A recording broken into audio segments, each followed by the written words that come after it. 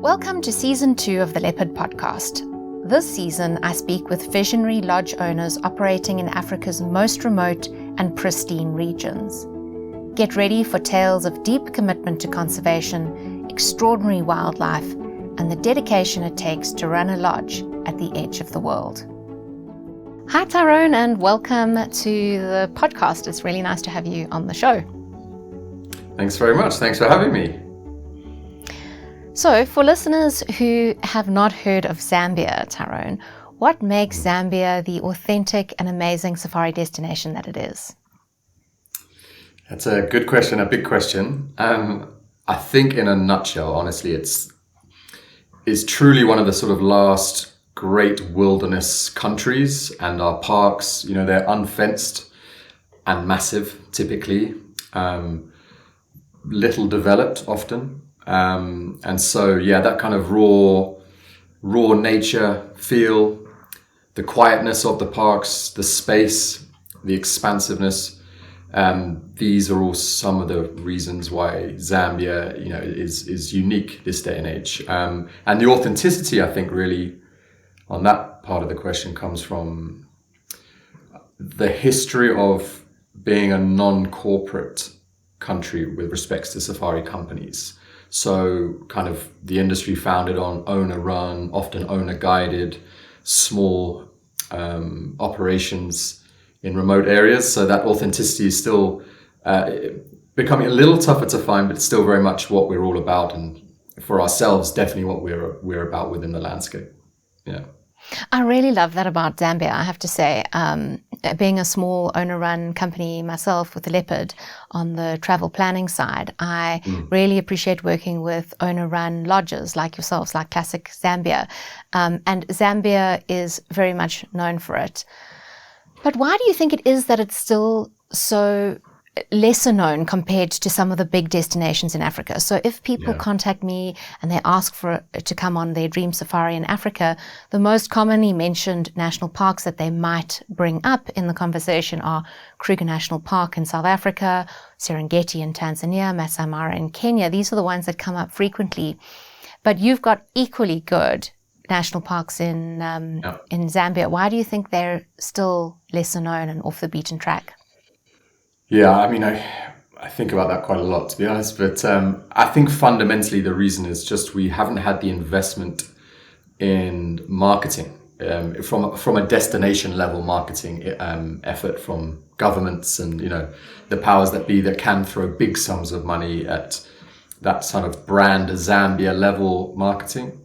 So it's been left to camp owners to try and do their best and wave our little flags as best we can.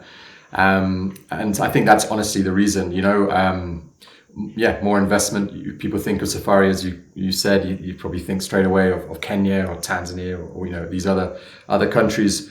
And whilst that's challenging for us to kind of overcome that marketing at scale, it presents, I guess, opportunity because the product isn't overrun, overcrowded. It's still lower numbered.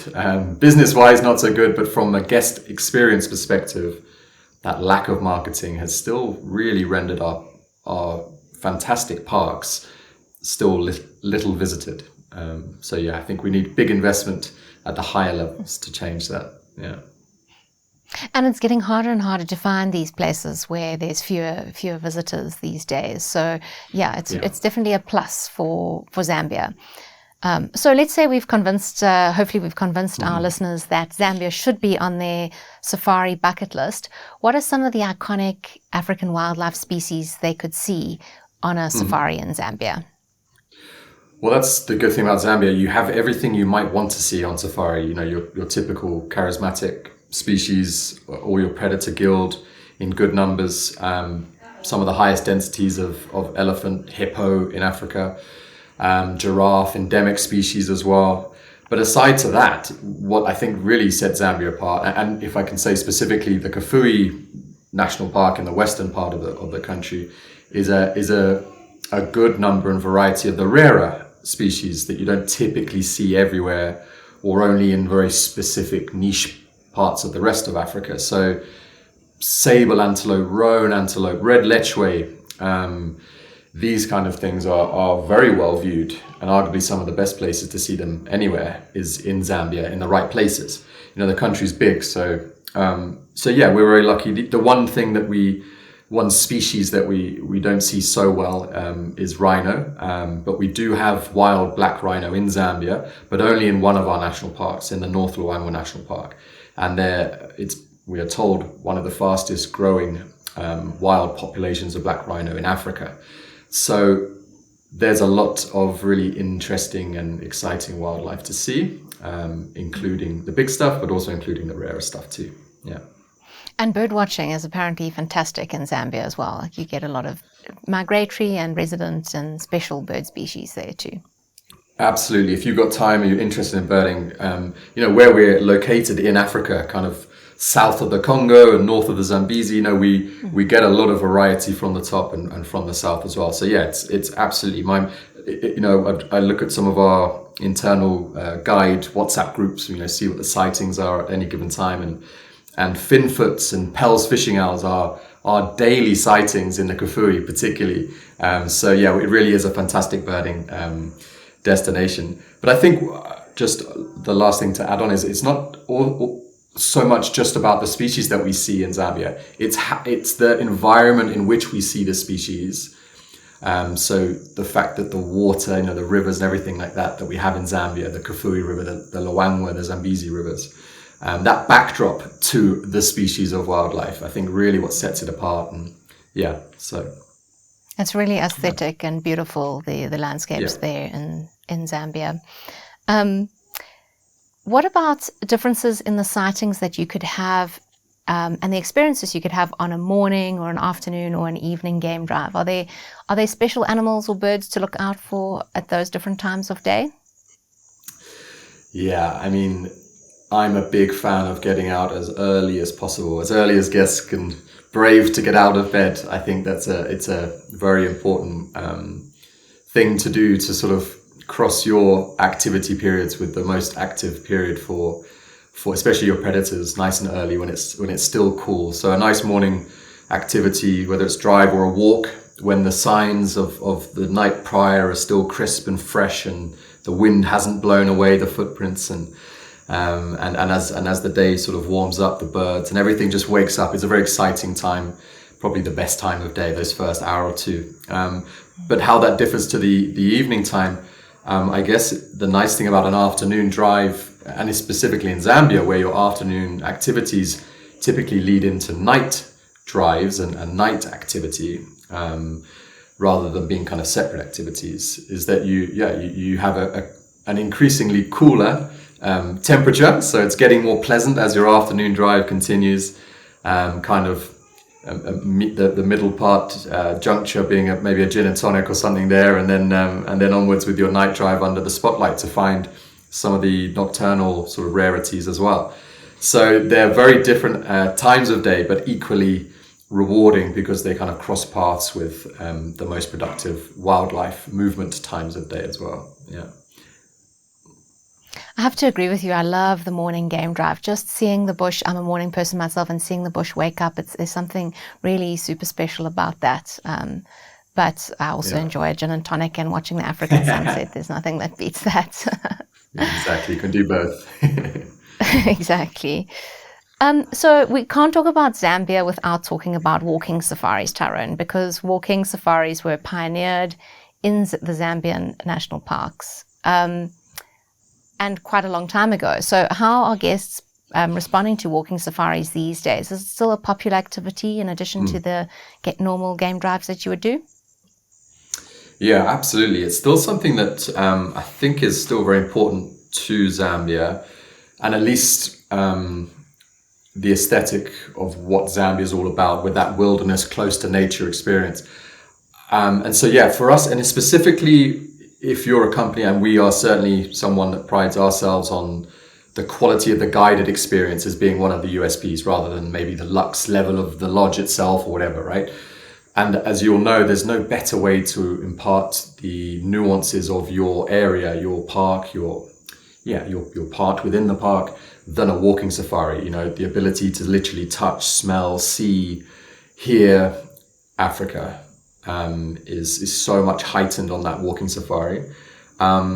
What I will say is, though, I do worry that in a world where there's a trend towards more lux, I definitely feel and see that there's less interest in these experiences outside of the camp, outside of the vehicle, and getting people truly with their feet on the ground on proper walking safaris. That a lot of people talk about doing walking, but there's actually fewer folk that are really championing walking safaris still.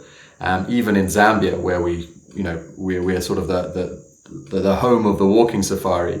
And again, this brings back for me where your owner-run operators, they're typically the ones that are still owner-run, owner-guided. They're the guys that typically still champion walking safaris. So yeah, it's very important pursuit, but if you're really keen on seeing the best of a walking safari area, then yeah, definitely dig around a little bit more on the places that you choose to go and the companies that you choose to go with. Yeah, I have to say my experience of walking safaris has been incredible. I've done walking safaris in many different countries, and I think it's the best way to get close to nature. But of course, you have to feel safe, you have to feel comfortable, and for this, a guide is very important. So are there any special nuances or special training that you give your guides to enable them to impart this deeper knowledge that they have during a walking safari and the safety aspects as well of guiding in Zambia with walking? Yeah, great question. The guiding, as a country, Zambia invests heavily in the quality of guiding, the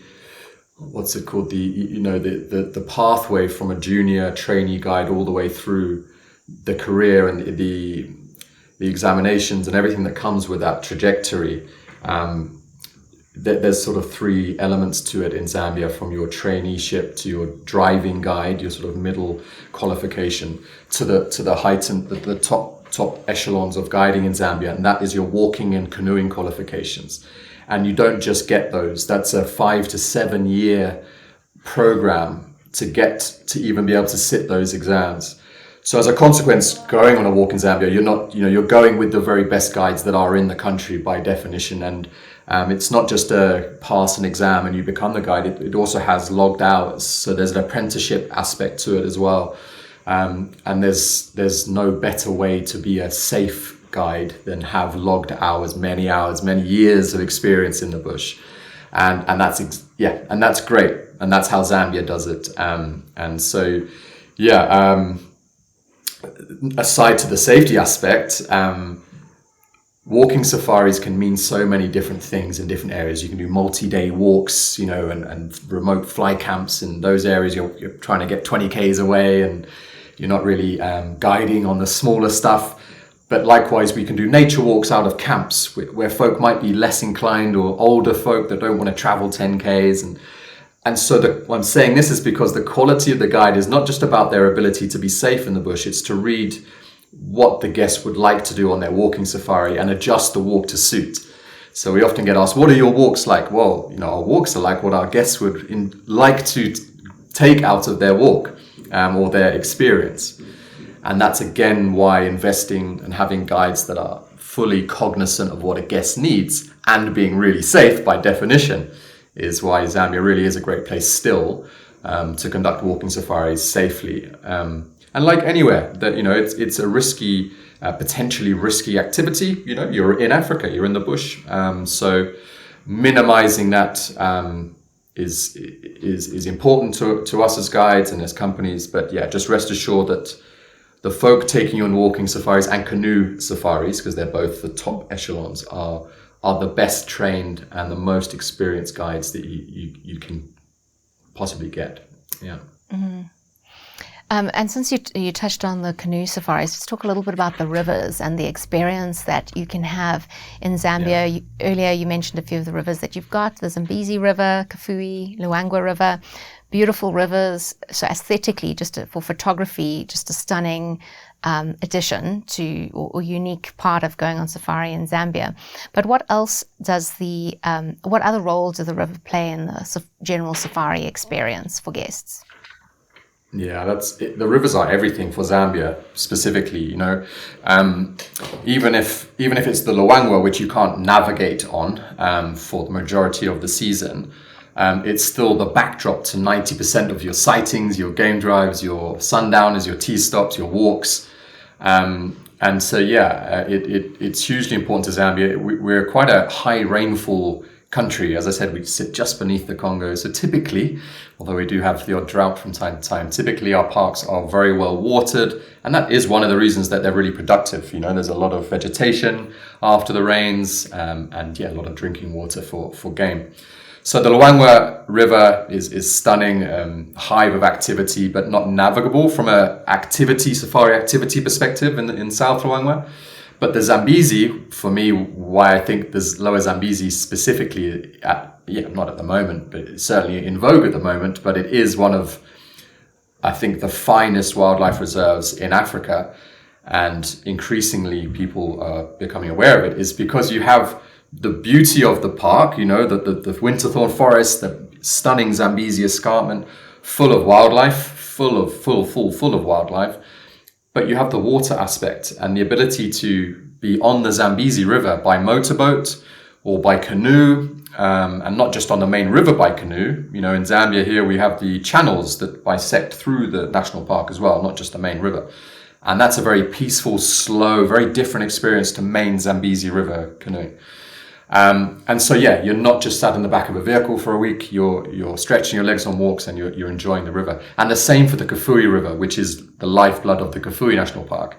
It's also navigable all year. So motorboat activities on the Kafue really add a whole different dimension to your more typical land-based safaris, which, as you know, in East Africa and much of Southern Africa is what you're kind of stuck to, land-based, So, very important. And really unique, I think. So you've got a number of lodges, Tyrone, across different national parks in Zambia. What do you think, what kind of traveller do you think your lodges specifically might appeal to? That's a good question. I can tell you who does come, but who should also come.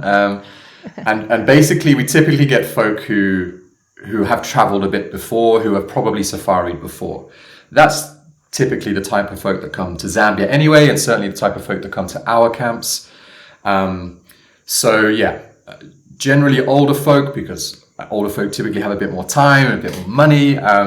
But I sometimes read and hear that Zambia is not for a first-time safari goer, and I'm very adamant that that's incorrect. It absolutely is a place to come for your first safari, and camps like ours, which are nature-based and earthy and experiential minded, is exactly where people should come on their first safari, so long as they are interested in nature at some level. So I think there's a perception that to come to Zambia you need to be a kind of pseudo expert or 10th safari and understand the nuances. Those folk are welcome, and those are the folk that we do get. But we have everything on offer for a first-time safari goer. They're going to have memory cards full of outstanding sightings, more activities that we've just spoken about than you would get in other more typical first-time safari destinations. So it definitely mustn't be discounted for first-time safari goers, so long as they are interested in nature from the outset. And that might just be the type of people that like wildlife documentaries or have a bird bath in their garden. If you're vaguely interested in what lands at your bird bath at your garden in Cape Town or London, you will love what we do out here. So so that's what we get, but that's who I think we should also we would welcome as well. Yeah. And hopefully people listening to this podcast who perhaps have not thought of Zambia before would be somebody that would be interested in coming over and seeing what you guys offer. I really love your Instagram, by the way. Your the photographs that you guys, I don't know if you're all professional photographers, but the photographs that you post there are absolutely amazing. And your sightings are so amazing. It's unbelievable.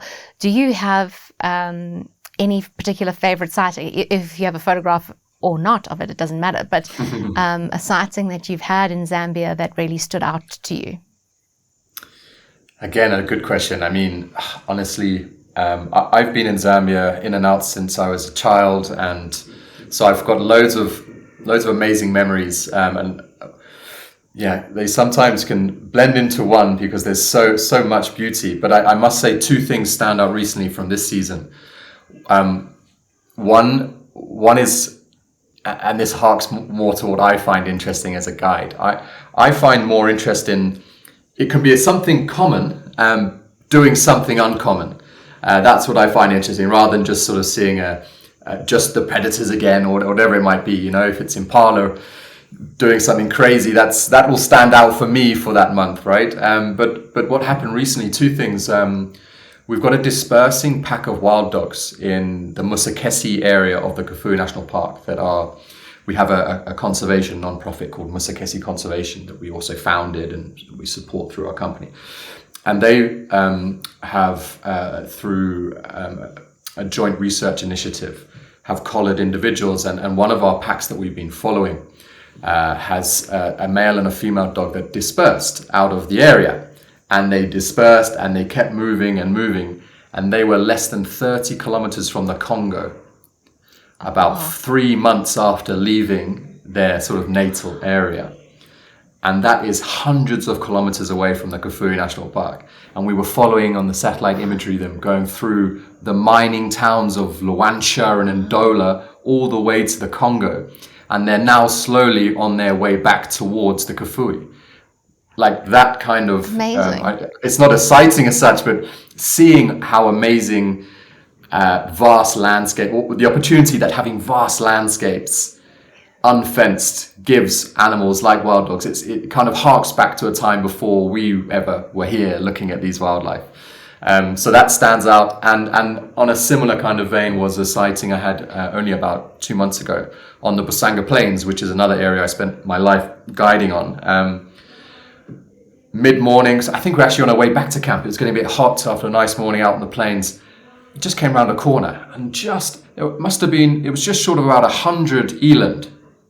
And in Kafue, eland are not common. It's, some parks common, Kafue not common. And I've been on those plains on Busanga, as I said, since probably 8-9 years of age, never seen an eland. And this morning on a road I've driven 1,000,000 times, 100 eland storming through, babies, big males, just dust, and then they were gone 20 minutes later, and it was like a dream, So yeah, it might just be an eland to some people, but in our context, in our lifetime, and what we see, it was very special. So those are my two standouts for this season. Yeah. Amazing. I just imagine being there in the car with you and seeing 100 eland. I've seen eland before, but never so many. Amazing. Yeah, I think my response was more excited than the guests were anticipating. Yeah. So Tyrone, I'm sure there are plenty of challenges in running a lodge in these remote parts of Africa. What are some of these challenges? But I'm sure it's also rewarding. So what are some of the rewards of running a lodge like you do? Yeah, I think